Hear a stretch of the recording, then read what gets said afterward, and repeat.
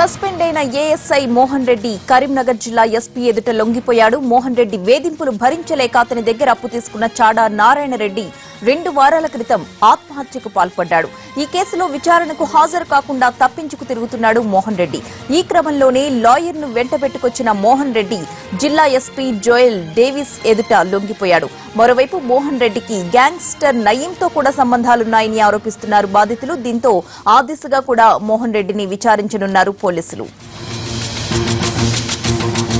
Suspend అయిన ASI Mohan Reddy ఈ రోజు కరీంనగర్ ఎస్పీ ముందు లొంగిపోయారు. దీనికి సంబంధించిన పూర్తి అప్డేట్స్ మా రిపోర్టర్ ప్రవీణ్ అందిస్తారు. ప్రవీణ్, చెప్పండి, మోహన్ రెడ్డిపై తాజాగా వచ్చిన ఆరోపణల సంగతి ఏంటి? అలాగే ఎవరైతే సూసైడ్ అటెంప్ట్ చేశారో అతను చాడా నారాయణ రెడ్డి ఎవరు, ఎందుకు సూసైడ్ చేసుకున్నారు?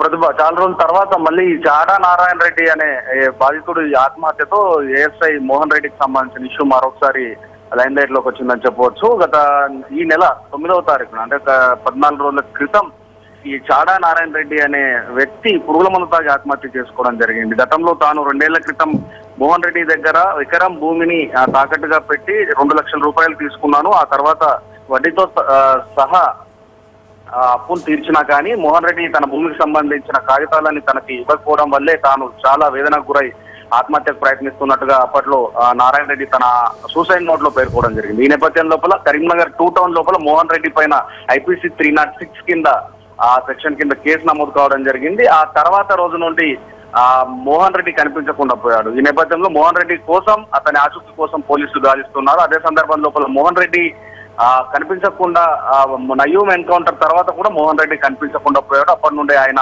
ఎవరితో కాంటాక్ట్ లో లేడు. ఈ నేపథ్యం లోపల అతన్ని అరెస్ట్ చేసేందుకు గత కొంతకాలంగా పోలీసులు ప్రయత్నిస్తున్నారు. అయితే అదే సందర్భం లోపల మోహన్ రెడ్డి బాధితులు సంఘం ఏదైతే ఉందో అది కొంతకాలంగా కొన్ని రోజులుగా ఈ యొక్క ఆందోళన చేపట్టింది. మోహన్ రెడ్డి బయట ఉంటే కండిషనల్ బెయిల్ మీద బయటకు వచ్చిన మోహన్ రెడ్డి తన యొక్క వేధింపులను అలాగే కొనసాగిస్తున్నారు. అదే సందర్భం లోపల తన ఆధీనంలో ఉన్న ఆస్తులని ఆయన ఇతర వ్యక్తులకు విక్రయిస్తున్నారు. ఏదైతే సిఐడి ఆధ్వర్యంలో కేసు కొనసాగుతున్న నేపథ్యంలో కూడా ఆస్తులను ఇతరులకు విక్రయిస్తున్నారు. సాక్షులను భయపెట్టే ప్రయత్నం చేస్తున్నాడు. వాళ్ళ ఫ్యామిలీస్ ని ఆయన ప్రభావితం చేస్తున్నాడన్న ఆరోపణల నేపథ్యంలో తిరిగి అరెస్ట్ చేయాలని వీరు ఆరోపిస్తూ వస్తున్నారు. అదే సందర్భంలో మోహన్ రెడ్డికి గ్యాంగ్స్టర్ నయూమ్ ముఠాతో సంబంధాలు ఉన్నాయని కూడా ఈ యొక్క మోహన్ రెడ్డి బాధితులు ఆరోపిస్తున్నారు. ఇదే అంశంలో వారు కొన్ని రోజుల క్రితం ఈ నయూమ్ అంశం పైన ఏదైతే ప్రత్యేకంగా దర్యాప్తు కోసం ఏర్పాటు చేసిన నాగిరెడ్డి ఆధ్వర్యంలోని సిట్ బృందాన్ని కూడా వారు కలిసి ఈ దిశగా కూడా విచారణ జరపాలని వారు కోరడం జరిగింది. నయూమ్ ముఠాతో ఏఎస్ఐ మోహన్ రెడ్డికి ఖచ్చితంగా లావాదేవీలు ఉన్నాయి.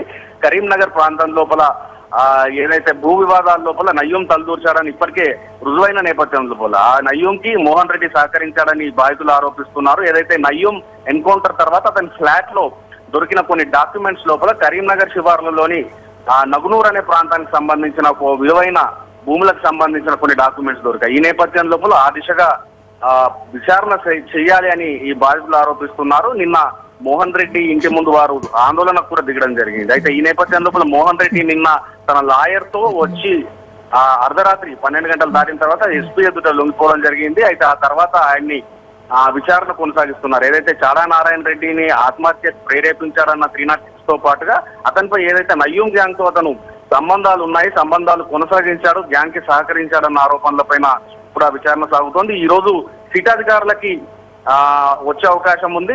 మోహన్ రెడ్డిని మరింతగా విచారించే అవకాశం ఉంది. ఆ తర్వాత కరీంనగర్ కోర్టు లోపల మోహన్ రెడ్డిని ప్రవేశపెట్టే అవకాశం ఉంది. ప్రతిభ, అయితే ప్రవీణ్, మోహన్ రెడ్డి బెయిల్ పై బయట ఉన్నారు, మరి పోలీసులకు అందుబాటులో ఉండాలి కదా, అజ్ఞాతంలోకి ఎలా వెళ్ళాడు? ఇన్ని రోజులు పోలీసులు ఏం చేస్తున్నట్లు? ప్రతిభ, ఎగ్జాక్ట్లీ ఏదైతే మోహన్ రెడ్డికి గత 5 నెలల క్రితం కండిషనల్ బెయిల్ ఇవ్వడం జరిగింది. కండిషనల్ బెయిల్ లో భాగంగా అతను ప్రతిరోజు పోలీసులకు అందుబాటులో ఉండాలి, స్టేషన్కి వెళ్లి సంతకాలు చేయాలి. అదే సందర్భం లోపల ఏదైతే ఈ అతనిపై నమోదైన 42 కేసుల్లో భాగంగా సంబంధం ఉన్న ఏదైతే ఫ్యామిలీస్ కానివ్వండి, ఆ బాధితులకు కానీ అతను ఎలాంటి ప్రలోభాలు కానీ భయపెట్టడం కానీ ఇలాంటి చర్యలకు చేయకూడదు. అయితే బాధితులు సైతం అదే ఆరోపిస్తున్నారు. ప్రతిరోజు పోలీసుల ముందు హాజరై వ్యక్తిగతంగా హాజరై సంతకాలు పెట్టాల్సిన మోహన్ రెడ్డి ఎక్కడ పోలీసుల ముందు హాజరవుతున్నట్టుగా తమకి హాజరవుతున్నట్టుగా ఆధారాలు లేవని వారు ఆరోపిస్తున్నారు. అదే సందర్భం లోపల అతను బయటకి కండిషనల్ బెయిల్ పై వచ్చిన తర్వాత పూర్తిగా తన సెటిల్మెంట్లను మళ్ళీ తిరిగి చేస్తున్నాడు. ఏదైతే కరీంనగర్ లో ఉన్న ఒక లాడ్జ్ ని ఆ బార్ ని మణిరత్న బార్ అనే బార్ ని అడ్డాగా చేసుకొని ఇది గతంలో ఒక బాధితునికి అప్పిచ్చి అతని దగ్గర ఇతను బార్ ని కబ్జా చేసినట్టుగా కూడా ఆరోపణలు ఉన్నాయి. అక్కడే తన యొక్క దందాన్ని అతను కొనసాగిస్తున్నాడు. ఈ నేపథ్యం లోపల మోహన్ రెడ్డి బయట ఉంటే మరింత మంది బాధిత కుటుంబాలకి ప్రమాదం ఉంది. ఇప్పటికే మోహన్ రెడ్డి ఇష్యూ లోపల గతం లోపల సెన్క్రెస్ట్ అనే పాఠశాలకు సంబంధించిన ప్రసాదరావు అనే వ్యక్తి ఆత్మహత్య చేసుకోవడం జరిగింది. ఇటీవల 15 రోజుల క్రితం ఈ చాడా నారాయణ రెడ్డి ఆత్మహత్య చేసుకున్నాడు. ఈ నేపథ్యం లోపల మరింత మంది బాధిత కుటుంబాలకి అతను నష్టం కలిగించే అవకాశం ఉంది. అందుకే ASI Mohan Reddy conditional bail ని రద్దు చేయాలి, ఇమీడియట్ గా అతన్ని అరెస్ట్ చేసి కేసు విచారణ సాఫీగా పారదర్శకంగా జరిగేలాగా చూడాలని ఇటు బాధితులు ఆరోపిస్తున్నారు. అదే సందర్భం లోపల ఇప్పటికే సంవత్సరం కావస్తున్న నేపథ్యం లోపల సిఐడి ఈ కేసుని విచారణకు తీసుకుంది. అయితే ఇప్పటి వరకు ఛార్జ్ షీట్ వేయలేదు. ఛార్జ్ షీట్ ని త్వరగా వేసి విచారణ వేగవంతం చేయాలని ఇటు బాధితులు కోరుతున్న పరిస్థితి. అయితే ప్రవీణ్, చాలా మంది బాధితులు చెప్తున్నారు నయీంతో ఇతనికి సంబంధాలు ఉన్నాయని అన్నారు కదా మీరు. అయితే దానికి వాళ్ళు ఏదైనా ఆధారాలు చూపిస్తున్నారంటే వాళ్ళని బెదిరించే క్రమంలో నయీం పేరు ఉపయోగించడం కానీ లేదా ఫోన్ లో నయీం గురించి ప్రస్తావిస్తున్నప్పుడు కాల్ రికార్డింగ్స్ కానీ ఇలాంటి ఏదైనా ఆధారాలు చూపిస్తూ మాట్లాడుతున్నారా బాధితులు? బాధితులు స్పష్టంగా ఒక ఆధారం అంటూ ఏమి చూపించలేకపోతున్నారు. కానీ బాధితులు చెప్తున్నారు గతంలో మోహన్ రెడ్డి ఏదైతే తన దందాను యథావిధిగా యథేచ్ఛగా కొనసాగిస్తున్న సందర్భం లోపల నయీం ఏ తరహాలో బెదిరింపులకు పాల్పడేవారో ఈ మధ్యన మనం వింటున్న ఫోన్ కాల్స్ ఏవైతే మనకు వినిపిస్తున్నాయి, ఏ తరహాలో నయీం తన ఎదుటి వ్యక్తులు టార్గెట్ చేసిన వ్యక్తులను బెదిరిస్తారు, అదే తరహా లోపల మోహన్ రెడ్డికి సంబంధించిన ఆగడాలు కొనసాగేవి. తాను చెప్పినట్టుగా వినకపోతే తనకి వాళ్ళ ఆస్తులని ఇవ్వకపోతే కనిపించకుండా పోతావు భూమి మీద అని బెదిరించేవారని. అదే సందర్భం లోపల ఈ వెపన్స్ ని యూజ్ చేయడం, షార్ట్ వెపన్స్ లోపల కనతకు గురి పెట్టి పాయింట్ బ్లాంక్ లో బెదిరించి అతను ఆస్తులను లాక్కున్నాడని ఆరోపిస్తున్నారు. అదే సందర్భం లోపల బాధితులు సిఐడి ఏదైతే సిట్ ఏర్పడిందో సిట్ ని కూడా ఇదే కోరారు. ఏదైతే మోహన్ రెడ్డికి సంబంధించి బినామూల ఆస్తులు ఈ భువనగిరి, రంగారెడ్డి, హైదరాబాద్ పరిసర ప్రాంతాల్లో ఉన్నాయి. వీటి లోపల ఈ డాక్యుమెంట్స్ ని నిశ్చితంగా పరిశీలించినట్టయితే ఖచ్చితంగా నయీం ముఠాతో అతనికి సంబంధాలు బయటపడతాయి.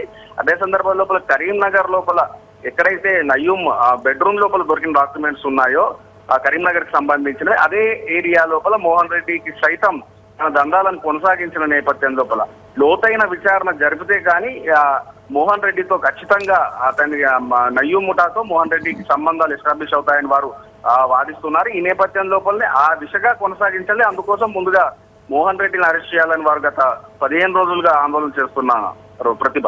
Right, thank you Praveen.